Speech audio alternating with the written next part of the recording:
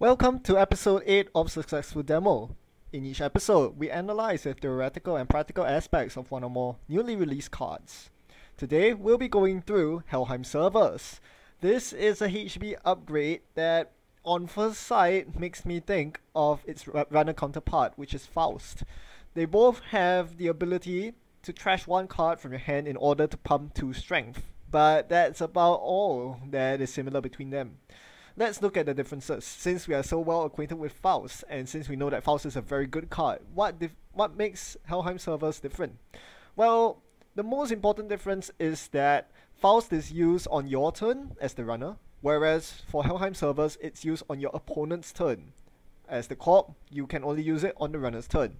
This is actually a very big difference, because runners can draw up lots of cards before running with Faust, whereas the corp can't do the same. You cannot spend clicks to draw because it's not your turn. So therefore, the number of cards you have in your hand to threaten Helheim servers with is constrained by your discard phase, your max hand size. Not to mention that Helheim servers is trashable by the runner. Faust is generally not trashable unless the corp does program trashing, whereas for Helheim servers it's trashable by access and also by some sneaky cards like Rumor Mill turns it off, Political Operative gets rid of it, and so on. So these are cards you have to look out for. On the flip side though, it is very useful in the sense that it doesn't last for only the currently encountered ice like with Faust. Helheim servers applies for the rest of the run. It pumps the strength of all your ice. So if your Helheim servers protected by multiple ice, you can be sure that it's going to be very difficult for the runner to get in. Finally, it's worth noting that Helheim servers is only 1 influence compared to Faust, which is 5 influence to splash our faction thanks to the most wanted list. In contrast, Helheim servers is freely available for most corps should you choose to invest in it. However, I don't think you'll be playing it out of faction because of the first restriction that we mentioned earlier, the fact that it's constrained by your max hand size. I think most of you will agree that it is very synergistic with cerebral imaging and is a natural place to start deck building with Helheim servers. Someone beat me to it actually. This is a deck piloted by Rotich, and it did super well at the Dutch Nationals. No one saw it coming, and it had some really glorious moments on stream. Let's put it that way. It's an amazing one-trick pony deck, but it works so well at the Nationals. So big shoutouts and kudos to Rotich for coming up with such innovative decks. This is something I wish I could do. Instead, I'm left to come up with inferior versions of such decks. So why is this deck so good? It has a mix of all the hard end runs, but also the killer in Brainstorm, combined with Neuro EMP. So it has a very strong dual win con in locking the runner out with hard end runs and the flat line. Whereas the deck that I chose to go with is a bit softer in terms of the flat line. There's not much in terms of flatline here. Sure, I invested in a boom because why not? I had 3 influence, I had nothing better to spend on it. But yeah, all I have for kill is Nick's goal, and it's not very likely given that there's not that much ice in this deck. Instead, this deck attempts to go for the agenda score more with hard end runs, just like the Rotageous deck, but hopefully more taxing by themselves thanks to the next clause, which pumps their strengths and subroutines. We have the standard draw engine. You can't go wrong with all the clearances. I also have a couple of blue levels here so that you can draw all your cards ASAP, find the Helheim servers ASAP, and get the fuel going. Executive Bootcamp is there not just for Diaper, shout out to Rotage once more, but mostly because I want to activate my next ice. The more next ice I can res, the better. That will give my next goal a lot more teeth when someone does finally go to face check it. And yeah, that's kind of about it. This deck really relies on scoring out, but I'm pretty confident I can score out assuming that the runner doesn't have any sort of hate. So the natural question to ask is what sort of hate hoses Helheim servers? Each faction actually does have some sort of hate. For Criminal, you have Bypass, which is really annoying, not just with Fem, but also with Abagnale, those breakers. Seeker and Golden. Is it Golden? Nah, it's not Golden. I forgot. Lustig, I think. Yeah. So those trash to bypass breakers will just completely bypass Helheim servers. For Anarch, you have David, which is a very good way to counter stuff that increase the strength of ice. And for Shapers, well, they have pretty efficient breakers. So it's not gonna be easy no matter what you're up against, but hopefully this should make for hopefully more fun and fairer deck than say CI7 combo. Let's proceed to the game.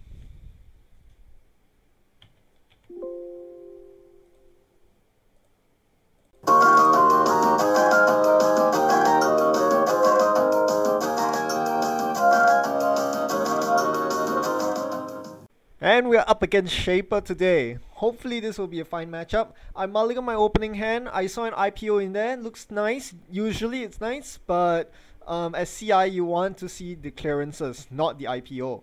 Furthermore, I didn't have any hard end runs, only a Nyx gold, which is useless early game. So I had to mull, and now I find 3 Nyx silvers. That is a dream. So one big problem matchup is Anarchs because they can kill your ice with Parasite and Knifed.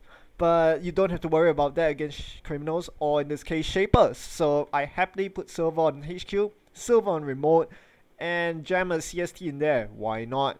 My opponent smartly attacks HQ thinking there are agendas in there. There are. It's a 1 in 3. I better keep them out with 1 Nyx silver, and that gets the Nyx silver train going. My opponent needs to be more careful about running my servers. This opponent, however, no chill. Just going straight for my remote last click. Okay, fine. Gonna rest another Nyx silver here. I mean, that could have been a Fair Child 3. That could have been horrible. But no, they do steal the CST for 2 credits. I really didn't think they were gonna run it. So that was not very nice for me. Dropped down to 4 credits, but that's not the end of the world. With a blue level, I should be able to recover from this. So now my main priority is to set up the scoring remote because it's going to be quite hard to deal with Kate, and now they show me the bad news. They played 3 rabbit holes. So this immediately tells me that my opponent is on security Nexus. Why else would you be playing so much Link? And Nexus, it just completely, utterly destroys this. I talked about the Fem counter, the David counter. Well... I didn't talk about Nexus, did I? It is equally as bad as Fem, maybe even worse because it bypasses... Yeah, it basically bypasses my most painful ice, Nyx gold. It'll be very difficult to catch my opponent off guard with a Helheim into Nyx gold because they can always just fire Nexus. Whether they succeed the trace or not, they can just bounce out or continue the run without taking damage or losing programs. So a lot of bad news for me here. The best I can do is to slap down the targeted marketing, naming Nexus. Hopefully slow down my opponent, but they do the smart thing here. Well, if they don't have any currents, and there's a current out that's targeting Nexus, why not just run HQ until I steal an agenda? And that's exactly what they did. Took them 2 runs, but they got it. So for 4 credits, they removed my targeted marketing, and they can now play that Nexus they want to. I need to go fast. I'm gonna play the Ultraviolet and get a next bronze going on my remote. Not that it'll do much because my opponent has the Zuki Master out with the Corroder. And now they have the Nexus as well. Great. I'm in a lot of trouble. How am I supposed to win this game now? Alright, so first things first, we need to set up the Helheim servers. Actually no, first thing I'm gonna set up is the Crisium Grid on HQ. Since they're on Opus, they could be running Vam. They probably are. Let's secure HQ. We don't want to get surprise Vamped here. Getting Vam as CI is probably going to cost you the game. We don't want that. Now it's time to evacuate the server, get rid of Jackson so that I can start snapping down agendas in the remote. Now, an interesting question is whether you should play Vitruvius or Sales Team in this deck. Personally, I feel like I'm not doing fast advance. There are no biotics in this deck. I'm purely scoring out of remote, so why not play an agenda that gives you forward tempo in the Sales Team rather than the ABT, which you can't really fire because you have too few eyes in your deck. Plus, you don't want to mill yourself. There's a very good possibility of milling yourself with this deck since you're consuming lots of cards to fuel Helheim servers. I'm giving this a thought, and I realized I still can't really score in the remote because my opponent has their breakers. They can easily just hit Mopers a bunch of times and run. So instead, I'm going to bait my opponent with a Helheim servers here. And next turn, I'll put 1 more ice on the remote, the next goal that I just drew, and start scoring agendas. Actually, no, I'm putting the EBC here. The bootcamp will pump up my ice and hopefully give me more subroutines, more strength to my next dice, and tax my opponent out that much more. You'll notice that I now need 3 ice on my server. Typically 1 or 2 will do because Helheim servers is super powerful, but since my opponent's running Nexus, I can't rely on just any single piece of ice to keep my opponent out. So now they run HQ first thing. This is going to cost them 3 credits. It's starting to get a bit expensive here. I'm going to res the Christian Grid preemptively because I do not want to see Polop. Polop is, as I mentioned earlier, a very good way to counter Helheim. We don't want that. So my opponent hits Magnum a bunch here and then runs HQ again. Yeah, they are trying to go for the Vamp strategy. Vamp is really good against CI. So this is why I want to score the sales team to put me out of Vamp range. But no matter, even if the Christian Grid goes down, I can still recur it with the Archive Mems in my hand. The odd thing is my opponent isn't trashing the Christian Grid, so I'm really wondering what they're running HQ for. Are they trying to poke for the single accesses? I'm not sure. Anyway, is it time to score?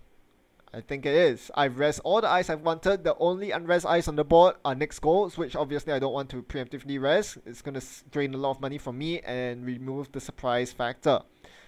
Well, the surprise factor is debatable.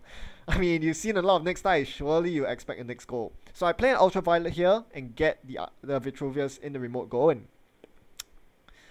Unfortunately, my opponent can easily threaten a remote run here. But first, they go for HQ. Going to break the silver for 4 credits. That's so expensive. Why not just Nyxus it instead? So they bypass it. They finally decide to trash the Christian Grid. So yeah, I gotta prepare for the Vamp. They run again. I can't get the Christian Grid back. So they poke, steal a CST, and get the Polop down. So, Polop, great. Yeah, this is not good. Polop just messes with Helheim servers quite badly. Well, not exactly. So if your Helheim servers is unres, like it is right now, and then they run the remote, I can res the Helheim and pump it up as much as I want before my opponent can react with Polop. It's a good question. Can the runner, if the runner trashes Helheim servers mid-run with a Polop, do the ice strengths get reset? That's a very good rules question that I don't really have the answer to. It might be in the UFAQ, but I'll need to check it. I'm leaning towards ice retaining the strength because even though Helheim is trash, it is a floating effect that doesn't require Helheim to be installed to be in effect because you've already paid the cost. I might be wrong on that, don't take my word for it. But in any case, I'm playing as though I need double Helheim in the remote. So I do have 1 Helheim in the remote now. I'm going to get the second one down. It's in my hand. But first, my opponent gets to siege at me. They're going to run this remote. Alright. I gotta defend it. So gonna think for a while here. It's tricky deciding when to pop the Helheim. Because if I pop it now, pump my ice strength, they can simply Nexus the outermost ice, jack out, and then come back in again for a second goal. This basically means I can't spend all my cards in my hand pumping ice. I need to pump it only by a couple of points, couple of cards rather, and let them come back in again.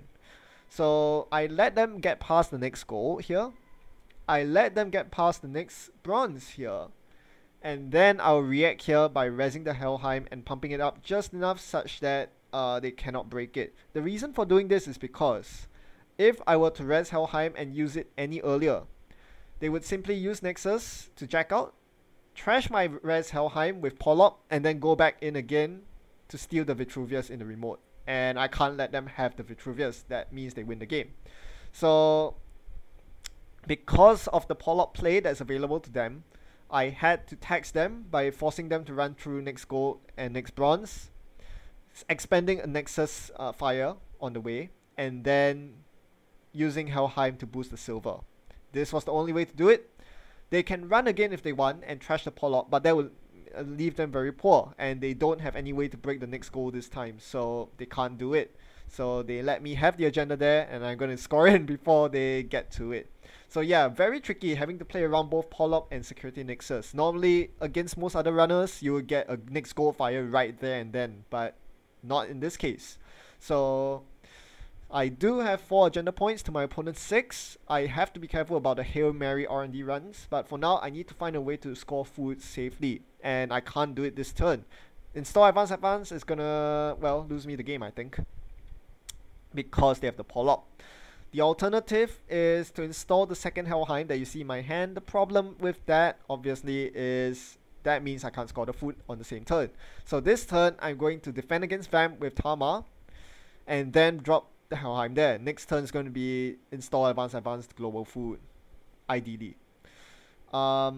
It is arguable that I should have tried to get the global food in the remote in this turn as well, so that next turn I can play Violet level clearance to draw more cards to fuel Helheim. But it's a bit risky to leave an agenda in the remote for 2 turns, because there's a very good chance they're going to run it now, and I'm pretty worried about that. Now they reviewed the Sentry Breaker. They have Nana. I'm going to call it Nana. So they install Nana and make a run on my Helheim remote, killing the res Helheim. So this is why I don't want to put the food in there this turn. What's in the remote now is just another Helheim. I'm not going to bother resing it or using it. They can have it. So I'm going to let them break it, but it's going to be super expensive. They have to pay through their nose for the next next silver. They bypass the next bronze, and they spend only 2 credits to break next gold because their knot is so efficient.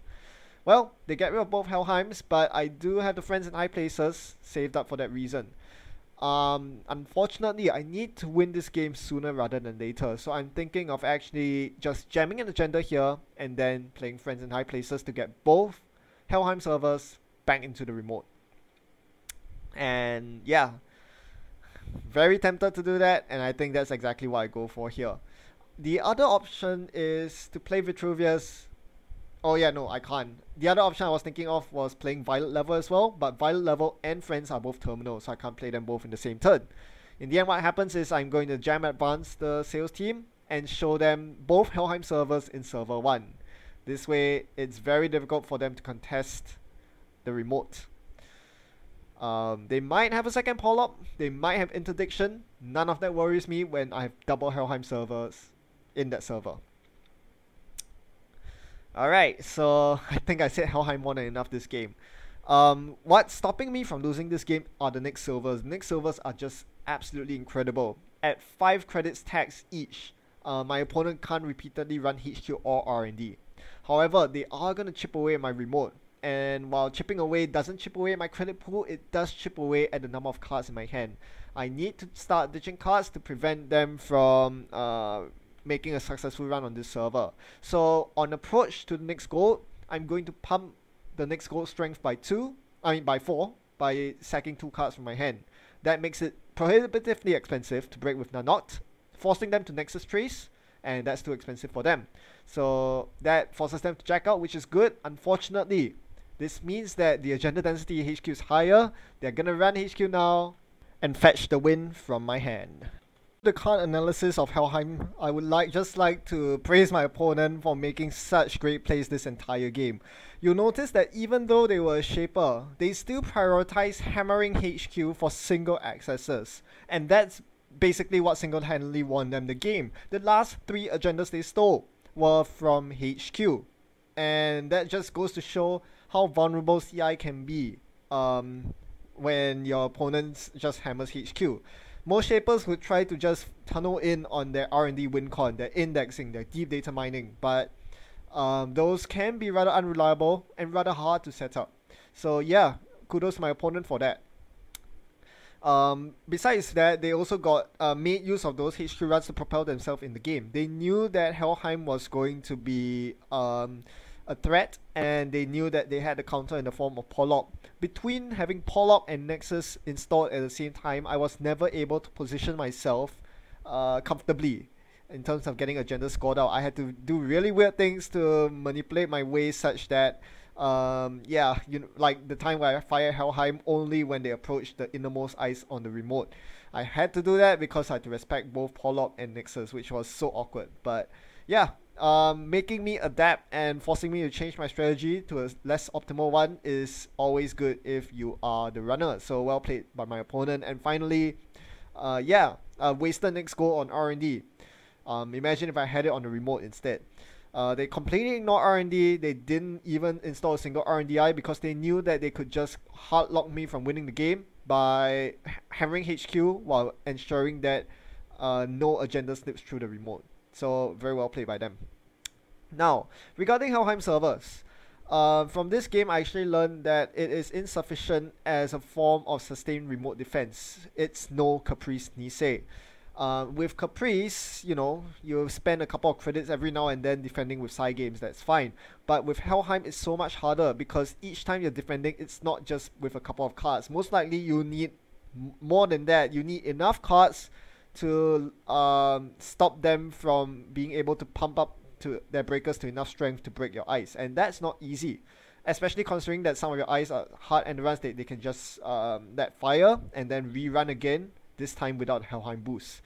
That's the problem. Unlike Corporate Troubleshooter, it doesn't last until the end of the turn, so yeah, it can be rather awkward when the runner repeatedly runs and you're forced to ditch lots of cards just to defend your agenda. You could potentially rely on Helheim to score one agenda like I did, but it's almost impossible to score all 7 points against a competent runner. So it was my mistake in building a deck that relies mostly on scoring out as a win con, because it's pretty hard to do that with Helheim servers.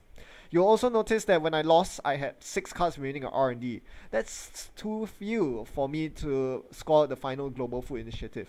So, you have to consider that my opponent had Kuroda, they had Zoo, and they had a bunch of money coming from Magnum Opus and their 5-click turns with Beth Kirain Chang. So all these made it very challenging for me, and I don't think I would have enough cards that game to win with Helheim servers. I'll need so much fuel for that.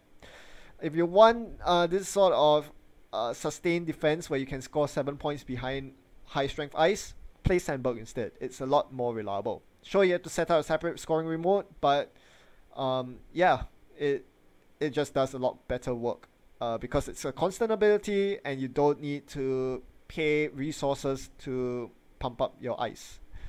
So instead, you should be using Helheim servers more like Marcus Batty to force your opponent into encountering ice that they can't break. So when you think of HB Ice that you can combo this with, well, you saw both decks, both Rotage's decks and mine. I'm using Nyx Gold, he's using Brainstorm, why not both? These are very good ice you want to use. Conversely, you don't want to be using most of HB's Bioroids because they can simply click through your ice if you pump them up. So Bioroids are a non-bow here. And you want to put more eggs in your kill basket because that's what Helheim is for. Win on kill so that you don't have to worry about scoring 7 agenda points.